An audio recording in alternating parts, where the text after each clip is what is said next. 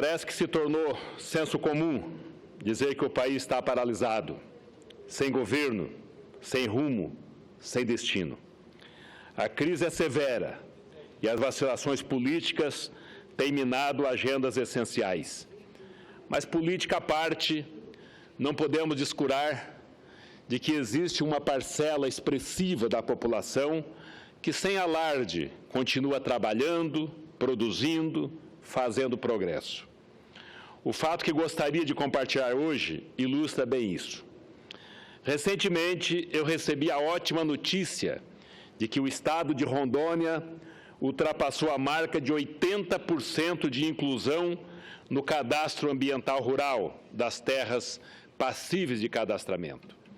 São 78.957 propriedades registradas, que totalizam cerca de 7 milhões de hectares. Esse resultado, senhor presidente, senhoras e senhores senadores, equivale à média da região norte e supera a média nacional, que é de 66% da área passiva de cadastro. Os dados são da edição mais recente de janeiro de 2016 do Boletim Informativo do Serviço Florestal Brasileiro. Senhoras e senhores senadores, o registro no Cadastro Ambiental Rural nada mais é que o georreferenciamento das propriedades de suas respectivas áreas protegidas em um banco de dados público gerenciados pelo governo. As vantagens disso são inúmeras para o país, para o produtor e para o planeta. Para o país, o cadastro é importante porque, por meio dele, se faz um diagnóstico da posse e do uso da terra. Ele é a base de uma política pública racional para o campo e o meio ambiente. Em outras palavras, o cadastro ambiental rural está para a política de desenvolvimento sustentável, assim como o cadastro demográfico está para inúmeras políticas sociais, ou assim como os indicadores econômicos estão para a política monetária. Mais especificamente, um cadastro atualizado e completo serve ao interesse público porque provê uma boa base cartográfica para o planejamento territorial, possibilita a redução de custos de licenciamento, titulação, entre outros, facilita imensamente a compensação de passivos ambientais, a adequação de reservas legais e outras áreas sob proteção, entre inúmeras outras medidas. E por ser o cadastro ambiental rural um instrumento tão útil, o Código Florestal estabeleceu uma série de incentivos para que os produtores rurais registrem suas propriedades de maneira que o cadastramento lhes traz uma série de benefícios também. Para o produtor, o cadastro da propriedade possibilita a regularização de suas terras, a suspensão de sanções, crédito e seguro agrícola em condições favoráveis, além de incentivos tributários e linhas de financiamentos específicas para o manejo ambiental. Por fim, para o planeta, o sucesso do cadastro ambiental rural também interessa muito. Não é novidade para ninguém que, sob muitos aspectos, o Brasil se encontra na vanguarda do desenvolvimento sustentável. É aqui que se travam algumas das principais lutas políticas do movimento ambientalista. Igualmente, o país é um dos que mais fornece alimentos para o mundo. É a terra em que, tal qual, imortalizado na Carta de Caminha, em se plantando tudo dá. O cadastro é o meio técnico para coordenar os usos da terra numa região conflituosa. Nosso sucesso nesse contexto inspira o mundo, e é por isso que o planeta todo torce pela integralização do cadastro ambiental rural brasileiro. Para concluir, senhor presidente, senhoras e senhores senadores, a notícia de que Rondônia continua a avançar no cadastramento de suas terras é uma notícia que me enche de alegria e de orgulho, pois demonstra que, apesar da conjuntura, da instabilidade, o produtor rural rondoniense confia no arranjo institucional desenhado pelo Congresso Nacional, consubstanciado no Código Florestal Brasileiro e está motivado para levar adiante a Estratégia Nacional de Desenvolvimento Sustentável. Quero aqui, senhor presidente, fazer um parênteses para elogiar, parabenizar o governador Confúcio Moura e toda a sua equipe por ter avançado muito na parceria com o governo federal, com o MDA, com Terra Legal, com o INCRA, com as prefeituras municipais, dando velocidade a esse trabalho de cadastramento das propriedades, o CAR, o Cadastro Ambiental Rural, que vem ajudando sobremaneira os produtores rurais de Rondônia. Rondônia é um estado eminentemente agrícola, pecuário, agrícola, que tem sido a base de sustentação da nossa economia, da economia de Rondônia, e Rondônia tem contribuído também para o agronegócio brasileiro, que tem sustentado a nossa economia com dificuldade, com crescimentos negativos em outras áreas, mas no agronegócio o crescimento é positivo. É por isso que eu louvo aqui a atitude do governo do Estado, em parceria com o governo federal e com os municípios, para continuar avançando nessa questão do cadastro ambiental rural. Enfim, o que isso nos faz ver é que, em meio à maré tormentosa da nossa política, o Brasil continua a seguir em frente, cada vez mais sólido, cada vez mais resistente na área do agronegócio. Era o que tinha, senhor presidente. Muito obrigado.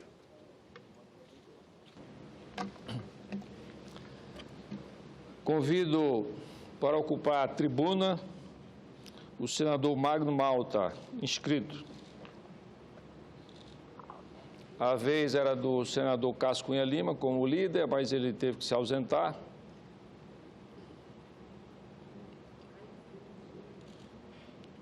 Senador Magno Malta.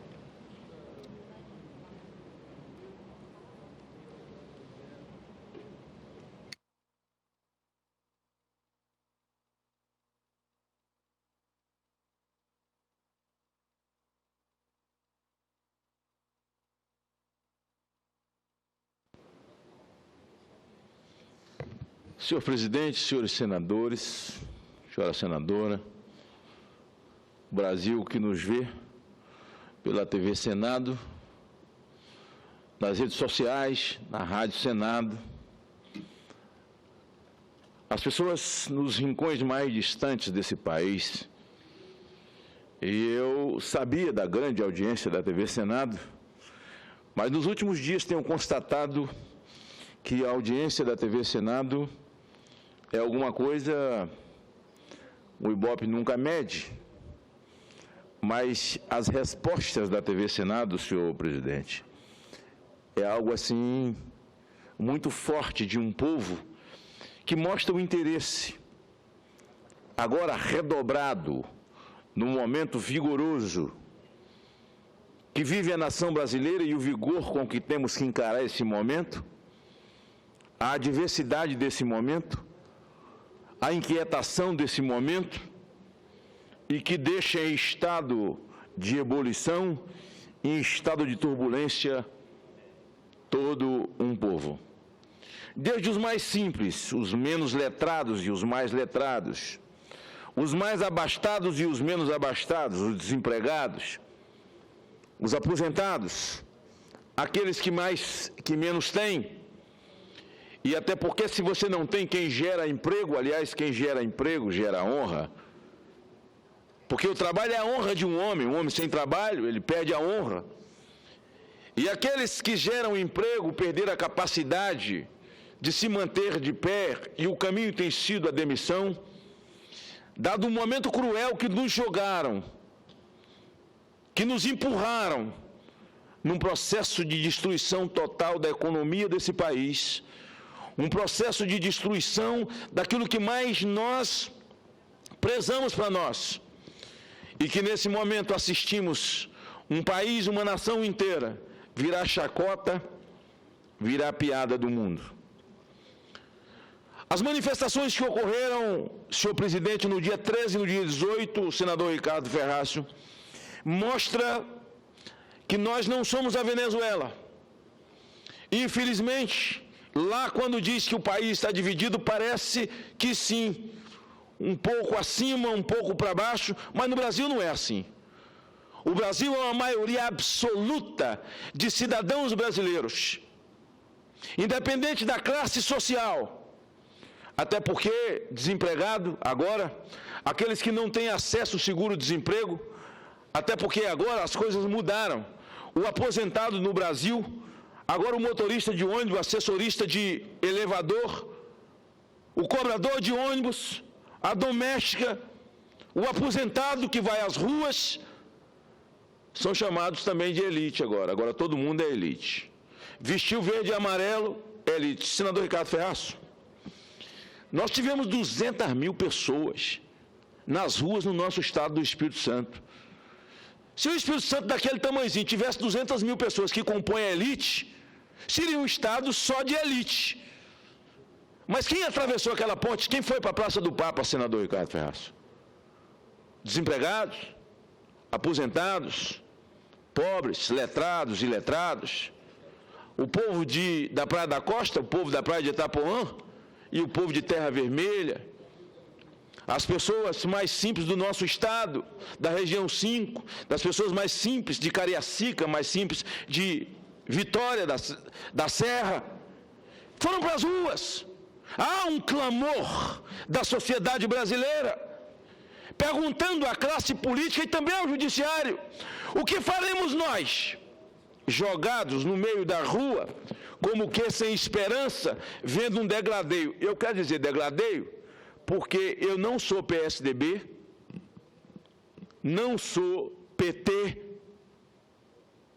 não sou base de governo, muito pelo contrário, e estou a cavaleiro para poder fazer esses comentários. O que se vê nesse momento é uma presidente viajando o país inteiro, fazendo inaugurações, juntando cargo comissionado em frente ao palanque, militantes do seu partido, e nesse momento, ela como presidente faz discurso para a militância, ela não faz discurso para a nação, porque ela não tem condição de falar com a nação, ela fala para militante, e ela faz um discurso assim: é um absurdo grampear uma presidente da República.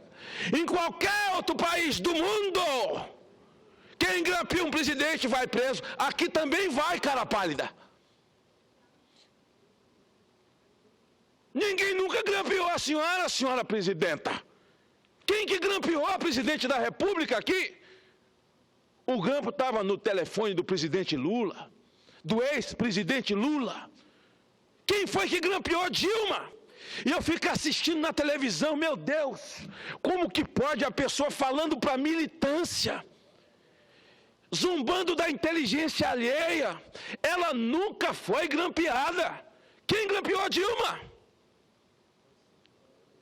Ela caiu no grampo do Lula, que não é presidente, que não tem fórum, e estava grampeado. Ora, é de se arrepiar, é de ficar arrepiado diante dessas afirmações que a presidente faz para a militância. E eu quero falar para as pessoas mais simples, que estão lá nos rincões mais distantes desse país: ninguém grampeou vocês. E eu assisti porque gravei, tem no meu telefone celular, um trio elétrico andando na minha frente, dizendo, convocando as pessoas para vir para a rua e dizendo: vem, porque eles estão querendo acabar com a Força Família, acabar com o Pronatec, eles estão querendo acabar com Minha Casa Minha Vida. A mesma mentira que João Santana, o maior novelista do Brasil, João Santana. Eu digo que João Santana é o maior escritor de roteiro de novela do Brasil, porque é um cara que é obrigado a mudar o roteiro da novela dele todo dia, é um cara muito capaz, não está escrevendo nada agora porque está preso. Mas o mesmo roteiro que esse cidadão escreveu para o processo eleitoral, para que a atriz Dilma Rousseff, que não é uma atriz muito boa não, interpretasse: vão aumentar o juro, vão tirar a comida da mesa do pobre. A mesma conversa fiada agora com os panfletos no meio da rua. Eles não sabem sair disso, não sabem fazer meia culpa. E aí, não encontraram nada. E essa conversa toda vai para o colo e para a conta de Sérgio Moro. Para a conta de Sérgio Moro, do juiz que nunca grampeou Dilma, que grampeou Lula. E descobre, e todos nós sabemos, que nos bastidores a nomeação do ex-presidente Lula tão somente era para protegê-lo. Agora, eu não vejo ninguém que sobe essa tribuna falar do fato, falar do mérito. Ninguém fala do problema em si. Fica buscando chincanas e rodando na periferia, porque eles não têm condição de entrar na ferida do problema. Por que que o Lula está sendo investigado? Por que que o Lula foi grampeado? Nenhum deles entra nesse fato. No mesmo dia em que o Lula foi o ministro que poderia ter sido, foi nomeado e alguns minutos depois desnomeado, deixou de ser ministro, foi nomeado também um ministro da Justiça. Senador Ricardo Ferraz, o ministro da Justiça assume e faz uma entrevista infeliz. Um procurador capaz, preparado, não tem aproximação, não conheço muito, mas o suficiente para respeitá-lo, respeitar o ministro. O ministro então faz uma fala, dá uma entrevista, até porque, num dos telefonemas do grampo de Lula, Lula já tinha se referido dando um esporro. Porque esse aí que vai assumir o Ministério da Justiça, ele se mostra muito amigo da gente, mas quando a gente precisa dele, vem e tal. Eu vi que ele estava constrangido na posse, estava de cabeça baixa. Mas ele tomou posse. E aí fez uma entrevista e disse para a repórter: o senhor vai tirar os delegados da Lava Jato?